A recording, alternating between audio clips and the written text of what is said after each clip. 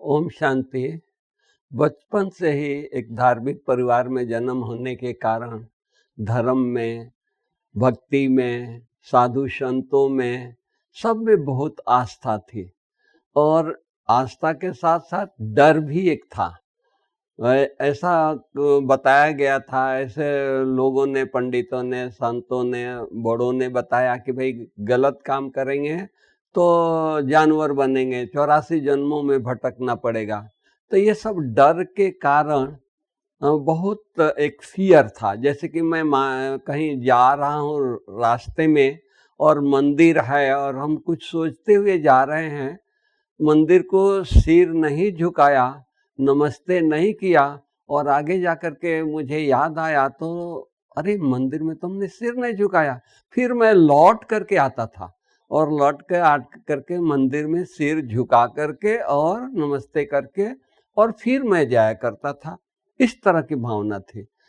फिर medical student जब मैं 69 में एडमिशन मुजफ्फरपुर मेडिकल कॉलेज में लिया तो वहाँ मुझे एक हमारे दोस्त ने ये बताया कि वहाँ ब्रह्मा कुमारी ज्ञान देती है।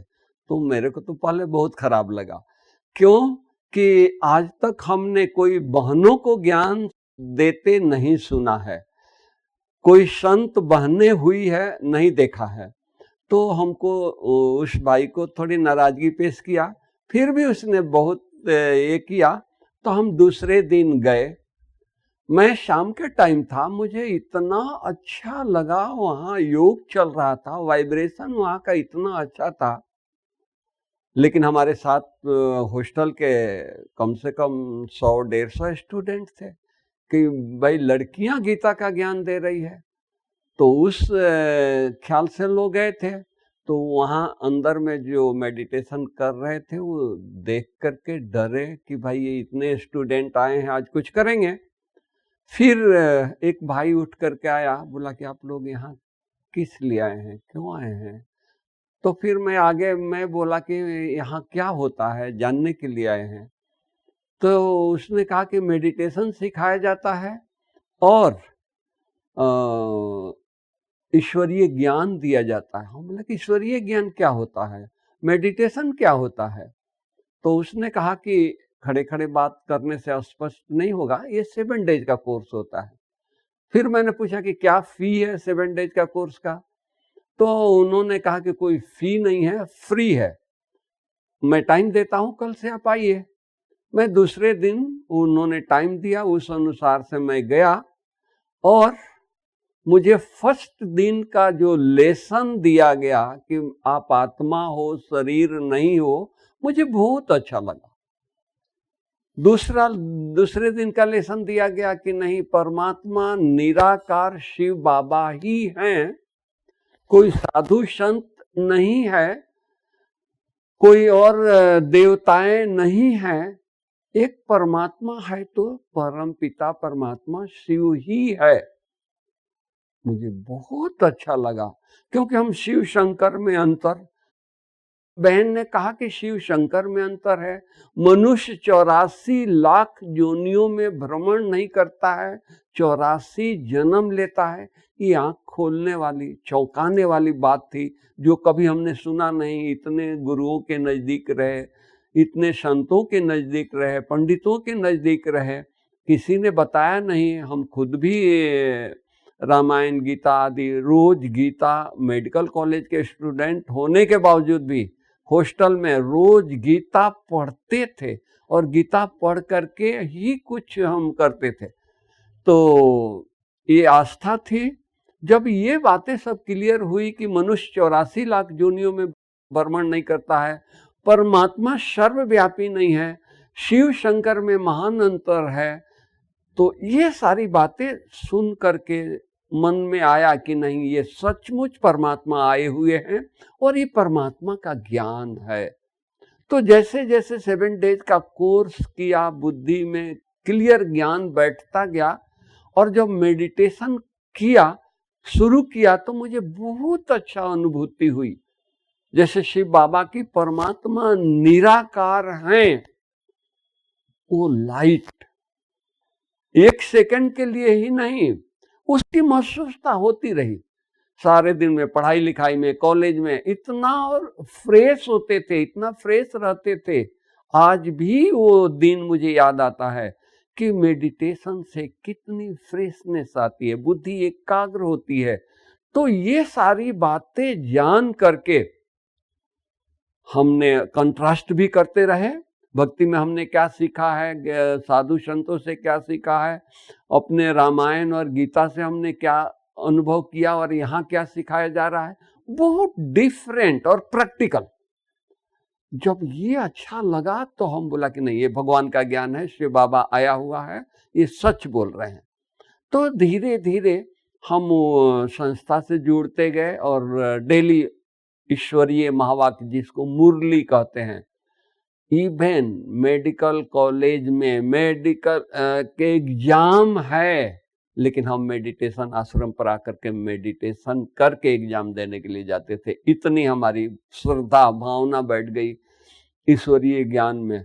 तो उसके बाद ये हुआ कि हम बहुत इसकी गहराई में, और जब 70 में हम माउंट आबू आए, तो माउंट आबू आकर के ये हो गया कि सचमुच ये मेरा रियल परिवार है। मैं बिछड़ गया था, मैं कहीं और जगह ये हो गया था। मुझे परिवार की भावना आई, भाई बहनों से अपनापन की भावना आई, और ये लगा कि मेरा यही परिवार है।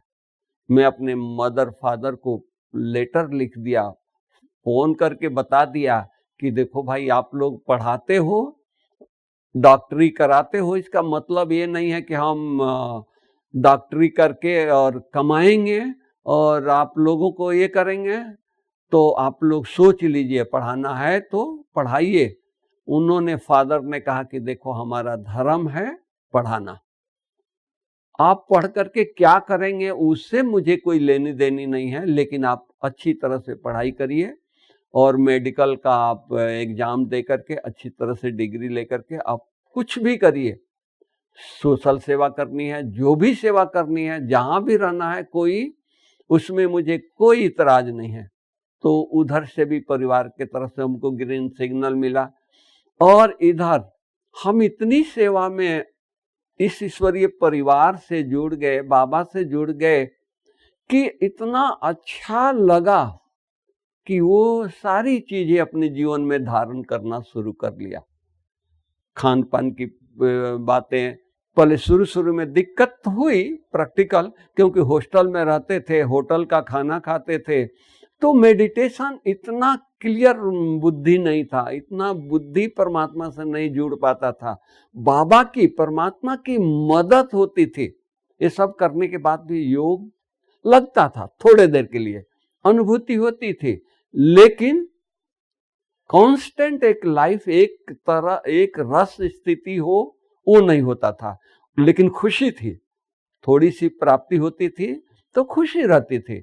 तो हमने धीरे धीरे हॉस्टल को छोड़ दिया, अपना रूम लिया और खाना बनाना शुरू किया। वो तो कहानियां बहुत लंबी है, लेकिन अपने हाथ से भोजन बनाना शुरू किया। तो हमको भोजन बनाने आता नहीं था, फिर भी हमको सिखाया गया और हम सीख लिया। सीख करके भोजन बनाना शुरू किया, और जैसे अन्न का परहेज किया, संग का परहेज किया, हमारी बुद्धि की लाइन बाबा से, शिव बाबा से एकदम जुड़ती गई, और हमारी बुद्धि एकदम क्लियर बाबा के साथ रही।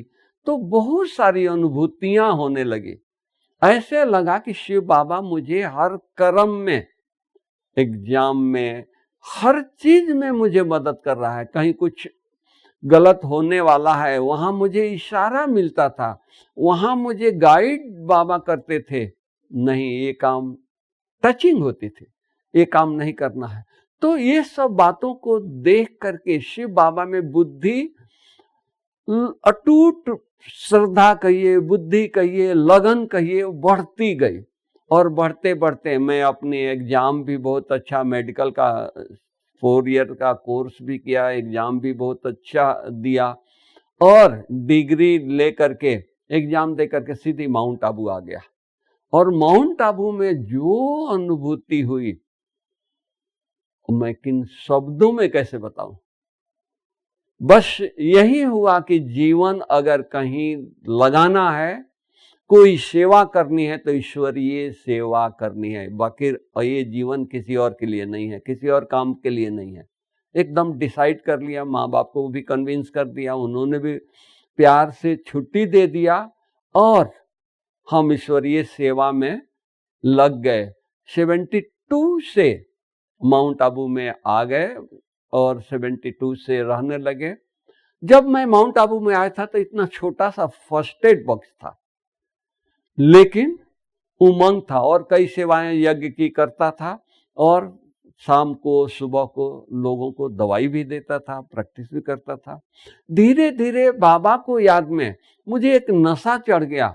अरे साधु संत जो परमात्मा को नहीं जानते हैं, श्रद्धा है, भावना से लगे हुए हैं, वो एक भभूत उठा करके दे देते हैं तो लोगों का दुख दर्द दूर हो जाता है। क्या मैं शिव बाबा की याद करके, शिव बाबा में बुद्धि लगा करके, शिव बाबा से शक्ति लेकर के हम किसी को दवाई देंगे तो नहीं ठीक होगा। पेशेंट आते थे उसी नशे से, उसी स्मृति से बाबा को याद करके और उसको दवाई देता था और सचमुच मिरेकल होता था कि लोग ठीक हो जाते थे। अब उन दिनों में 73-74 की बात कर रहा हूँ। माउंट आबू में CRPF था, आर्मी था और एयरफोर्स था, अभी भी है। तो उन दिनों में कोई और होम्योपैथी डॉक्टर नहीं होते थे, तो बड़े लोग, ऑफिसर्स लोग होम्योपैथी डॉक्टर, होम्योपैथी दवा बहुत प्रेफर करते थे। वो सब आने लगे, उनको पता लगा कि ब्रह्मा कुमारी आश्रम में होम्योपैथी बहुत एक अनुभवी डॉक्टर हैं, तो वो दवा देते हैं और ठीक हो जाता है, तो वो लोग भी होम्योपैथी लेने के लिए आते थे। एक दिन की बात है कि सुबह सुबह CRP के 8-10 लोग आ गए अपने वर्दी में। तो दीदी और दादी दोनों बाहर, सर्दी का थोड़ा थोड़ा सर्दी था तो धूप में बैठे थे। तो दीदी दादी को पूछती है कि क्या हो गया यज्ञ में, इतने पुलिस आ गई।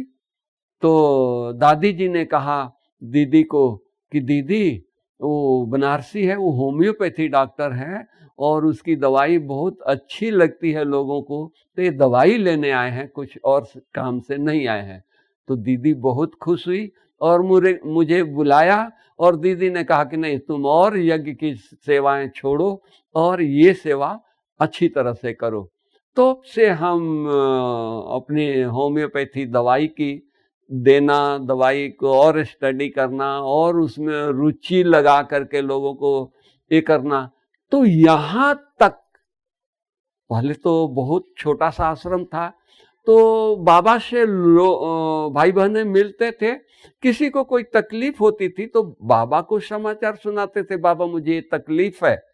तो बाबा बोलते थे जाकर के यहाँ होम्योपैथी दवाई लो, ठीक हो जाओगे। वो आकर कहता था कि भाई बाबा ने हमको भेजा है, बाबा ने कहा कि आप होम्योपैथी दवाई लो, ठीक हो जाओ। मेरा और निश्चय बढ़ता गया, उमंग बढ़ता गया, खुशी बढ़ती गई और उसी खुशी उमंग से हम होम्योपैथी दवाई देते गए और लोगों को फायदा हुआ, फायदा होता गया।